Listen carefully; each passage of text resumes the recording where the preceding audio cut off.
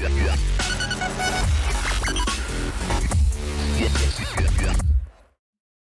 everybody and welcome to Forever Rugby on Forever Sports. For today's preview, it is Sharks versus the Stormers in round 4 of the Rainbow Cup SA. We are now into the second half of the competition and the last game before a week bye, and then we come back for the last 2 games, and then the winner of the competition of the Rainbow Cup SA will then in theory go to Europe, where they will face the winner of the Northern Hemisphere version of the Rainbow Cup in a North versus South fixture. So that is sort of the plan, and there's some changes to both sides.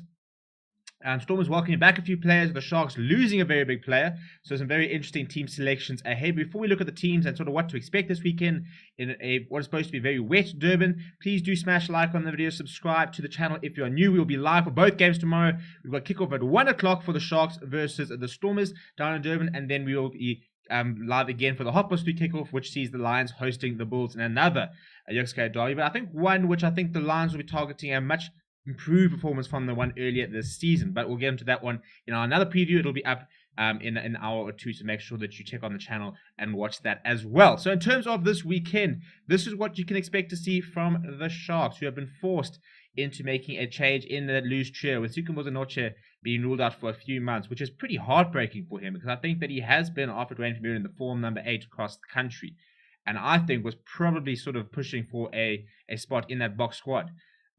You look at sort of, we've lost Francois Lowe, so there's immediately sort of this position in the Springbok squad. But I think that Noches was looking very, very good. A very different sort of mold to your sort of usual number 8 for Springboks, but his form is becoming a bit difficult to ignore, especially during the Currie Cup and the Super Rugby Unlocked. So him being ruled out for a few months is pretty heartbreaking. It also means he won't face them even as part of the Sharks.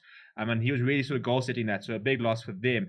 In his place, Temulani Boli has come in. It was quite interesting because I was in the Stormers press conference on Wednesday when they announced their side, and John Dobson was saying that they, after watching how they got bullied against the Bulls, they're expecting a much bigger pack from the Sharks. So, he talks about maybe Siya Kolisi moving to number 8, bringing other players in and stuff like that.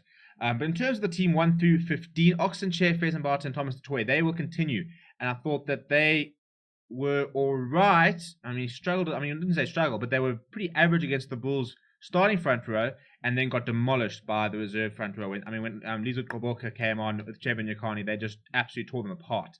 Fezenbart as well, so somebody under pressure, makes a lot of tackles, but is not really great at the breakdown. I think that's probably the biggest thing that the Sharks are missing at the moment, is that Dylan Richardson, James Fenter, somebody who's quite good at the breakdown. But they have brought in a bit of bulk in the locks. JJ van der Mesh starts ahead of Ruben van Heerden, who I actually thought was the better of the 2 locks last weekend.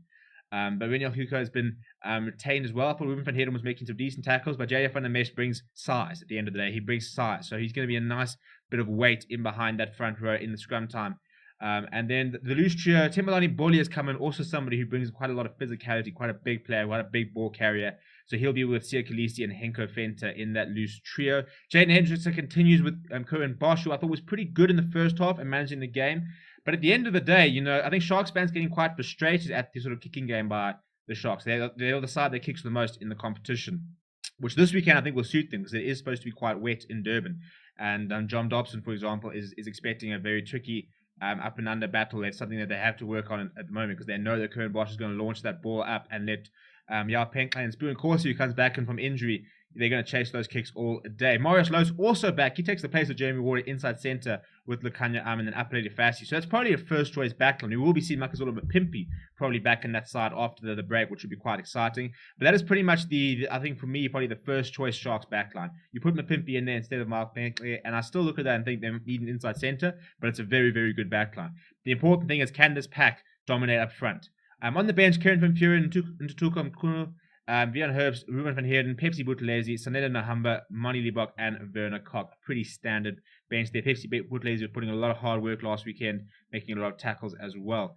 For the Stormers, they've welcomed back some players, actually. So if we're looking at their side, Stephen Kitshoff, Bongi Manambi, France Mahoba. Now, these 3 players will all have to be rested at a stage. And you probably like to think it's going to, and Dobson admitted as much, they will probably be rested in that game against the Lions after the break, because it's been mandatory that all Springboks have to have 1 game off through the Rainbow Cup SA. So we've already seen P. Steps Toy have a game off, so he's back in the side, but that front row will need a rest at one stage. But not this weekend. They are going to be tasked with trying to outscrum the Sharks side. And they're going to have JD Schikkeling and Marvin Ori behind them, which is going to be very, very useful. Both of those players are back from injury. which will show up the lineouts. It'll show up the physicality. Marvin always a nice big physical player, very good in defense. So I think their pack looks a lot better this week. Billy Engelbrecht now moves to number 6. He's played everywhere for the Stormers. He was in the number 7 jumper last weekend. Obviously, he was playing number 8 at 8th man for the Pumas for the Currie Cup at Super Rugby Unlocked. But Evan Ruiz continues his place, and P-Steph the toy comes in. So it's quite a physical loose trio, actually. I think you look at that pack, and it does look very bulky. It looks very physical, very strong. Lots of very good ball carriers there. Marcel Tennyson could potentially be on the bench. It hasn't been finalized, that final sort of 8-man. They're kind of waiting on the conditions and a couple of COVID cases and stuff like that, and outcomes and those sort of things. Then we've got Herschel Yankees, and Abner van Renen will start at flower half. Was picked up an injury, but he will start. Tim Swiel also apparently not 100% fit, so those two are sort of swapping in and out. Edward van der Merwe scored a fantastic try last weekend, pretty much the try that really got the Stormers into the winning position. So he keeps his place, as does Sergio Peterson. Rex Pretorius keeps his place, but Dan du Plessis is very unlucky to miss out as Ruan now returns from the blitz box. And John Dobson was saying that it was a very difficult and awkward conversation to have with Dan du Plessis after scoring a brace of tries to say, listen, you're going to be left out. But what he did say is that Dan du Plessis and Rex Pretorius are both vying for the same position. You know, they're both inside centers, naturally. And whereas Ruan now is an out-and-out outside center.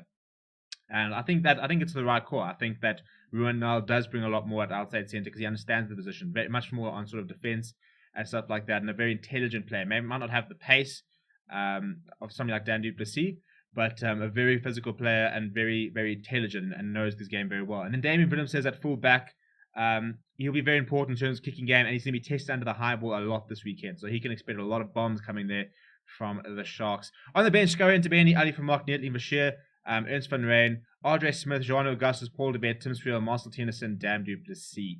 So I think that we might see Marcel Tennyson come in. I think it's a bit unlikely.